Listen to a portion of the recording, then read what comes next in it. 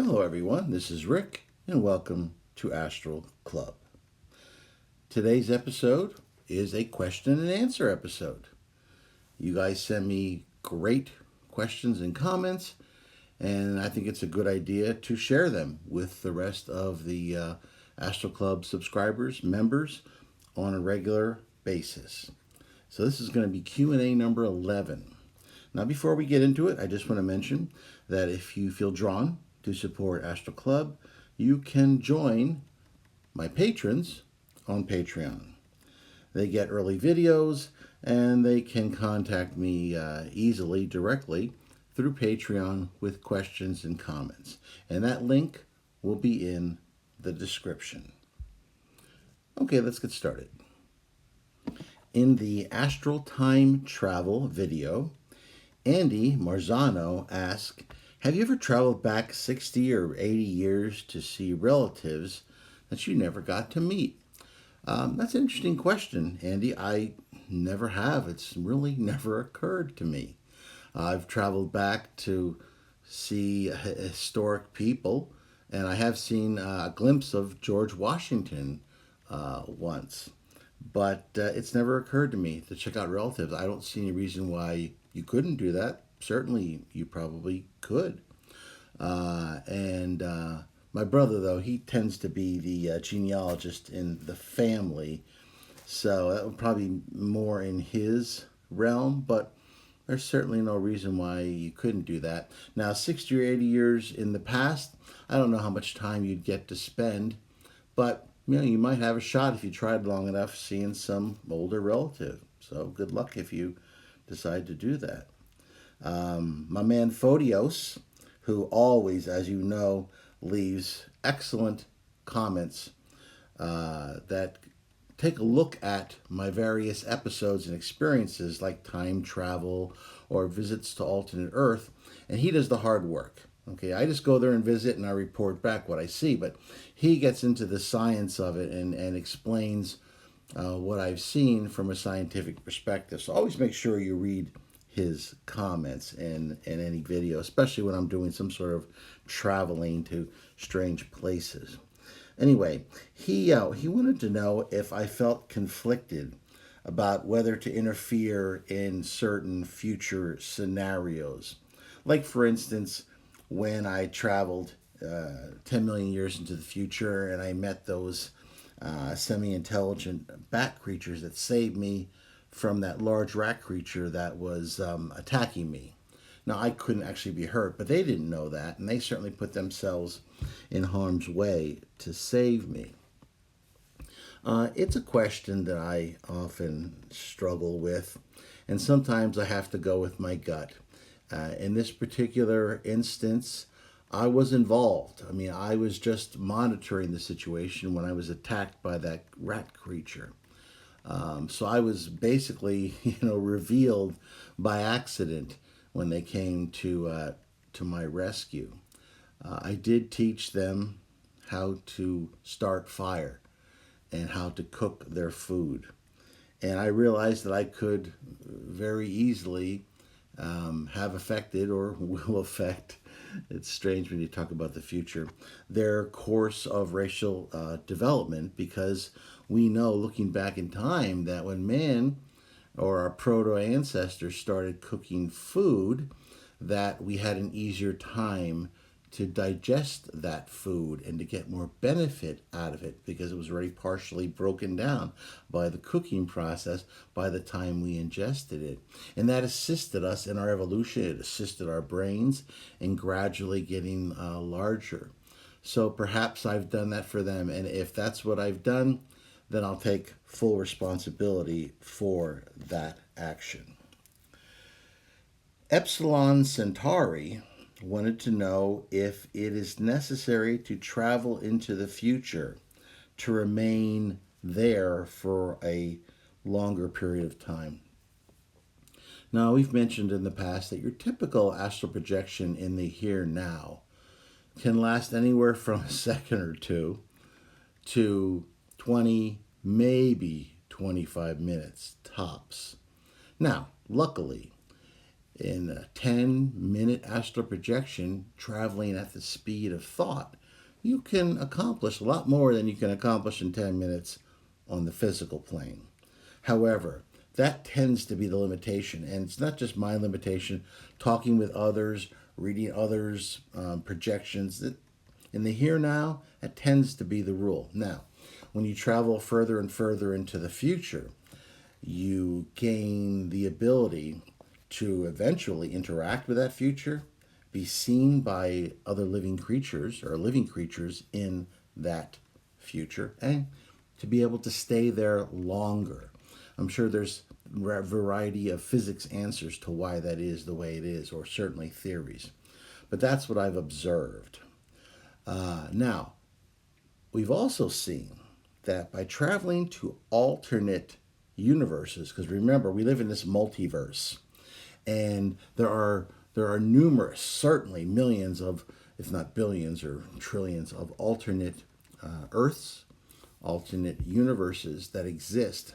And I've noticed that in some of them, I can stay there longer, even if I'm not really time traveling per se. And I think that that might be just simply some sort of law of that universe. I mean, it makes sense that perhaps if their Big Bang happened a little differently, then perhaps the laws of that universe are a little different. Perhaps I would imagine in some universes quite different. So, for instance, in the nuclear war universe, where I traveled to a parallel Earth that instead of having a peaceful 1983 ended up having a nuclear exchange with the Soviet Union, that I was able to stay there longer, and I was actually able to be perceived by that policeman who hassled me a little bit. So that's another alternate way to perhaps extend your time in an astral projection. However, these tend to be a little bit more advanced experiences. I think your average astral projector, if he can get out of his body, get away from his physical environment, fly, and be flying around or experiencing something for 10 or 15 minutes, he'd be happy as a clam. And certainly my first 1,000 experiences, starting when I was a child, fell more into that category than the ones that I share with you today. And even the ones I share with you today, keep in mind that this doesn't happen in every astral projection. I mean, my typical astral projection to this day is me taking off and flying along the mountains somewhere, or flying around the seashore, or just enjoying the sights high above the sky, flying through the clouds, perhaps jetting off to the moon real quick just to see the Earth, or even circling the Earth. So, every astral projection I have isn't all that phenomenal or all that interesting. It's, most of them are just fall into that kind of a more, average pedantic type of experience. You get to hear the extraordinary ones because they're the most interesting, and obviously they're the most entertaining in this kind of a YouTube environment. Okay, VRC wanted to know, if you astral project into the future, can you be hurt by creatures there? I just alluded to that projection that I had going 10 million years in the future. And no, you cannot be hurt. You can be in an uncomfortable situation, like when that rat creature was on top of me, trying to bite its saber teeth into my astral skin. I'd be lying if I didn't say I wasn't a little disturbed. But no, it can't actually hurt you. It's essentially just, I don't know what its sense is, but it's probably more like a shell to it. And so you can't be hurt. You can definitely be, made uncomfortable, but you can't actually be hurt. In the astral projection to your own future episode, Helen Fielding asked, did you tell your wife about the future when you took over your own body? Yes, I did. And keep in mind that whenever I do talk about the future, I don't always mention this, but remember, it's always a possible future. Now, sometimes it's a probable future, but we always have to keep that in mind. We're not fated. Okay, when you travel into the future, you're seeing possibilities. It's possible to go towards them because you want to achieve them. It's also possible to change your actions and hopefully mankind to change its actions so that we avoid one future and embrace another. But yes, I did tell my wife about that after the experience. Of course I did.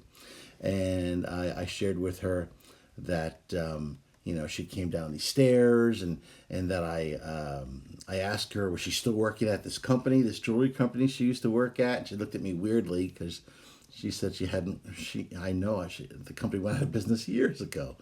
And then I saw a picture of my daughter on the wall, and at that point in time, my daughter Rose wasn't born yet.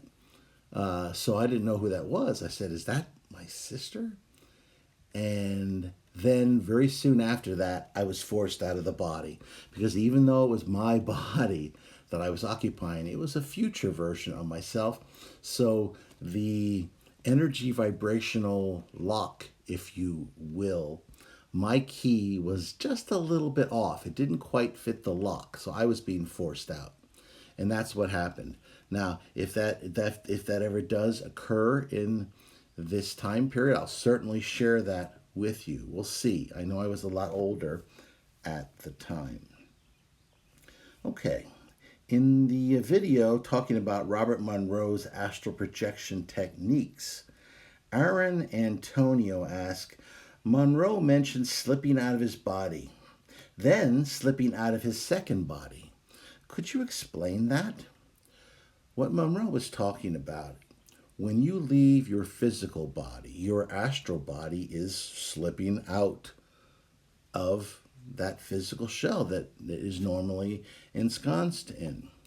Now, when you go to a much higher level, sometimes even the highest level of the astral, but definitely if you're going to, say, a mental plane, you have to leave your astral body behind because it is not geared to exist on that higher energy plane. So keep in mind that your astral body is not you any more than your physical body is really you. You are an eternal soul. Your physical body will eventually die and decay. Your astral body will eventually pass away. Its energy will go back into the universe, and your soul will still exist. It has always existed and will always exist. Bob Chag asks, is the mind awake, body asleep state called sleep paralysis? Yes. In the Robert Monroe books, he'll often say, the mind awakes, body asleep state. That is another word, certainly, for sleep paralysis. In the sleep paralysis situation, your muscles become paralyzed because if you started acting out everything that happened in your dream, you might injure yourself, which is why you're typically paralyzed. Now, one of the ideal states for astral projection is to be in that state, but with your mind conscious.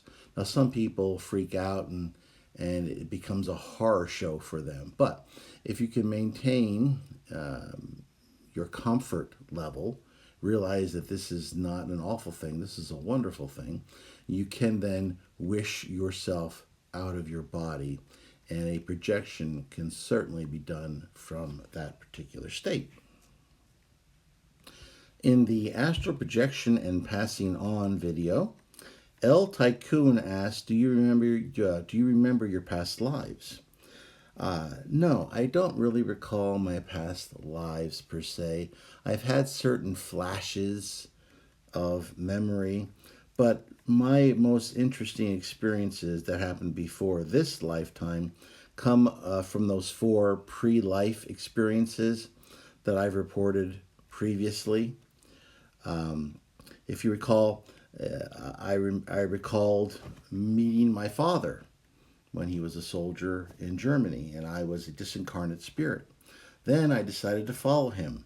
I introduced him to my mother at a dance at school. Then I visited my mother while she was at work, and she was pregnant with me at the time. And then finally, I remember rushing to the hospital to get born. So those aren't past lives per se, but they are memories that occurred before this particular lifetime. Alex Sunsin asks, have you ever astral projected as a form of spiritual advancement? Well, that's fairly easy to answer. Every astral projection I've ever had has been a spiritual experience for me. I've gained wisdom and a macro perspective that's not usually available to the average human. When you're looking at the Earth, say from space, or you're looking at it from the moon, you get to see just how encapsulated it is and how small it is, and it just, for me, it puts things in perspective. And my typical daily worries seem a lot smaller than they did just before. So for me, that is and those are spiritual experiences. Yellow Stick asks, what do you think happens with Alzheimer's? I think most people know what Alzheimer's disease is.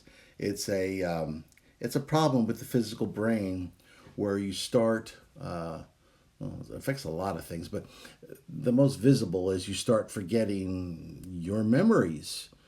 You forget who your loved ones are.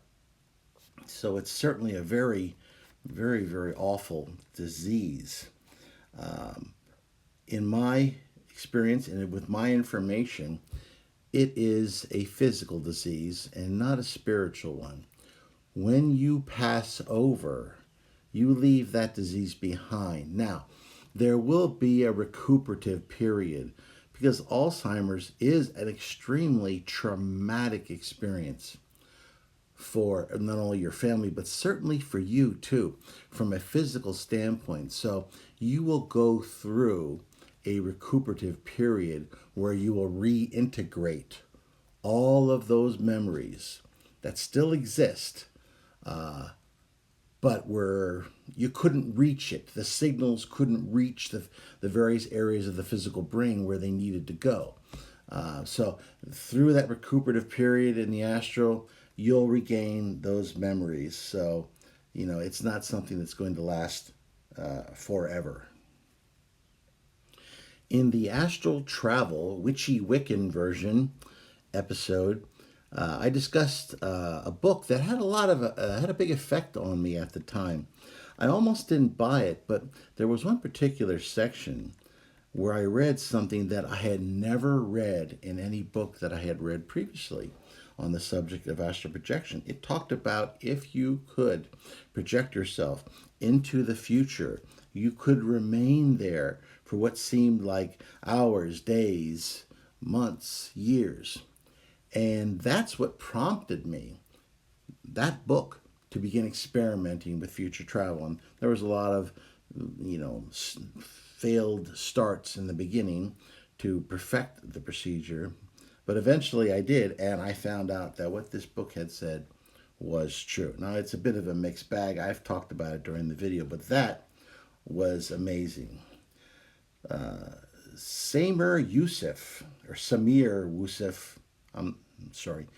What's the longest period you stayed in the future, and how did it affect your life after you came back? We've talked about this too, but it's certainly worth reviewing real quick. The longest period was when I was with my tribe, and I was there for a period of years. And when I returned, it was quite the shock because, for instance, I was in a bit of a daze, and my wife noticed it, but she didn't know what to make of it at the time. And I remember sitting in my car in the garage for, oh my goodness, it was at least 20 or 25 minutes or so, trying to reintegrate how to drive this car because it had been so long. And, the information started to come flooding back, but it definitely was a side effect of something like that. Also, there was emotional experiences too that left some scars, and That's one of the reasons why I didn't talk about the experience for a long time. And I still haven't gotten into the whole experience. That last video I shared somewhat of the experience, but perhaps there'll be more coming in the future. Nikita Ivanoff, have you astral projected into the earth? The answer to that is no. I have this weird problem with claustrophobia, and I can go under the ocean, and I can certainly go into space. But for some reason, the idea of going into the earth is just too much for me. So no, I haven't done that. Unbowed or unbowed epicure. What do you think the astral body is made of? Well, your astral body is made of an undetectable, or at least extremely difficult to detect, electromagnetic type of energy. Now, there's probably more to it than that we don't know about yet. I know, though, that it has electromagnetic properties because if you go near high powered lines, for instance, like power plants, their electromagnetism can actually attract you and you can get stuck there for a period of time. So I know there are electromagnetic properties to the astral body. But I don't know much more than that, to be honest with you. Keep in mind, once again, the astral body, like the physical body, is a temporary body. It's not you. It's not your eternal soul. Now, these next two questions, I'm actually cheating a bit because they were questions that just occurred from the basic astral projection techniques video. So I'm skipping ahead, but I liked them, so I wanted to talk about them. So shoot me. R4COON says, when we travel to locations like Egypt or elsewhere, we aren't actually seeing the physical, but the astral shadow double, right? And that's true. Your physical eyes see physical things, the physical plane. Your astral eyes see the astral plane. Now, the lower levels of the astral, especially the lowest level of the astral, has a lot of shadows from the physical plane onto it. So they can look somewhat like the physical plane. But if you look carefully, you'll notice there are some differences. There's things there that don't exist in the physical. There's thought forms that somebody thought about, put some energy in, but aren't there in the physical. There may be items that exist in other times that happen to be there in the physical, or in the astral, rather, that aren't in the physical. If you've watched Stranger Things on TV, the upside down reminds me a lot of the very lowest level of the astral. It's kind of sometimes like a little funhouse version of the physical world. That's what the lowest level of the astral is, which is why sometimes people who don't have any kind of spiritual beliefs and pass over very quickly don't know immediately afterwards that they've passed, because they're the lowest level of the astral, which they're always in, doesn't appear that different to their first look, certainly, than the physical did. So that's the best answer to that question. The last one, though, is plebeian media. They ask, can you do it without lying down? Well, I'm assuming the question is about astral projection. Yes, you can astral project in other positions. I have astral projected as a passenger in a car. I wouldn't recommend being the driver. And I have astral projected in on a plane, especially on like a couple of red eye planes. You know, when you're flying overnight and the plane isn't that crowded, and sometimes you're able to, you know, spread out a little bit. I have, and that was kind of interesting astral projection too, because I was able to fly outside the plane, and I was able to kind of ride on the wing for a bit. That was a little bit of fun. But yes, you can. I just think it's obviously, I think most people experience astral projection while lying down because it's easiest to get into an altered state that way. And certainly when people are sleeping, they generally are lying down. So Yes, you can do it without lying down, but it's certainly not the most common way of astral projecting. Well, I want to thank everyone. I hope those questions were of interest to you. If you liked the video, please hit the like button. If you want to share it with those of like minds, well, please do so. If you haven't subscribed, and a lot of you have, but if you haven't yet, hit the subscribe button. And if you have subscribed, why don't you hit the bell button? And please, please continue to leave questions and comments for me. They not only educate me, but they educate your fellow Astral Club members, and they just may appear on a future question and answer episode. I'm Rick, and I will see you on the astral plane.